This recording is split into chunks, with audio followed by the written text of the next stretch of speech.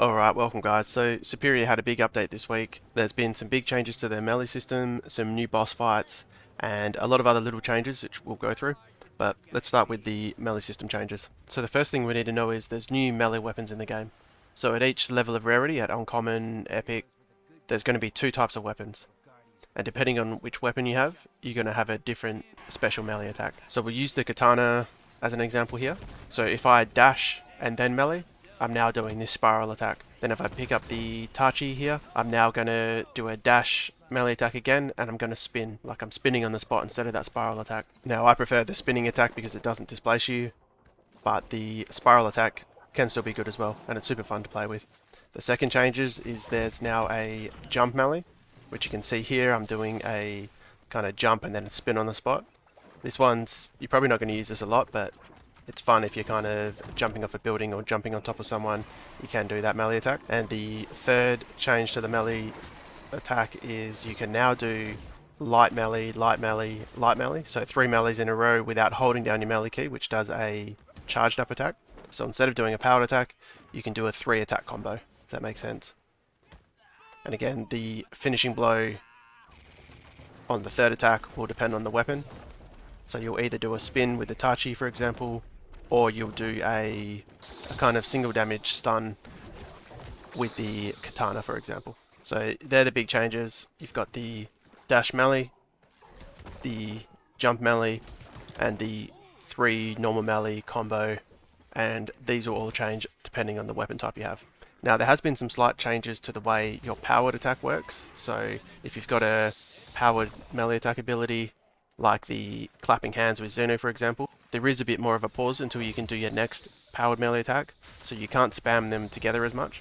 So this just means that you might do a powered clap attack and then have to do a couple of normal melee attacks before you can do the clap attack again. Now there has been some other changes to the purchases you can do in the kiosk. So there's lots of changes, but we'll just go over the melee ones. So you can see here there's the plasma blades, which applies a plasma burn dealing damage per second, scaling with your melee damage. And there's also another one that stacks damage on the same target. So if you're repeatedly hitting the same target, your damage on that target will increase. The other thing to note here now is there's a lot more re-rolls. So you can now start with 3 re-rolls coming from your talent tree. So this allows you to re-roll your powers that you get from the juice or the chaos. So this gives you a lot more freedom now to kind of get those combinations of powers and buys from the kiosk that you kind of want to build out.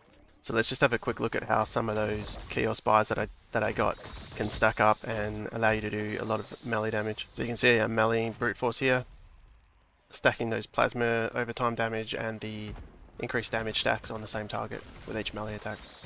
And real quick, some of the other changes. So you'll notice some changes in your talent tree. I won't go over them all, but there's been some slight nerfs and some rearranging of when you can get those talent points. It's going to be different for Ronin, Murmur, and Nomad. It's not huge, but you will notice some slight differences. The XP per run has now been reduced, but you do get these gig re-rolls. So you're going to be relying on doing these gigs or quests for a lot of your experience. And as you do these gigs, you'll very likely pick up gig re-rolls from your normal runs, and you can use those to reset your gigs after you finish them, and that's the way you'll kind of be leveling now. So instead of just spamming runs, you'll be going after these quests as well as doing the runs. So if you see here now, we've got a more clear indication of the paths you can take.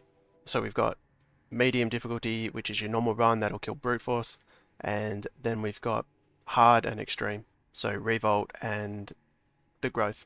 Now let's have a look at some of the new bosses that we've got. So they've now got these bosses teaming up. So you've conversed 2 backbones at once, as you can see here. And this will be on hard difficulty, so this will be on the revolt path. And then on extreme difficulty, where you're going after the growth, you'll come up against wind up and backbone teaming up. You also notice that wind up is now changed. He rotates between putting out bombs and robots. The robots are now weaker, but he puts out a lot more of them and they can be killed.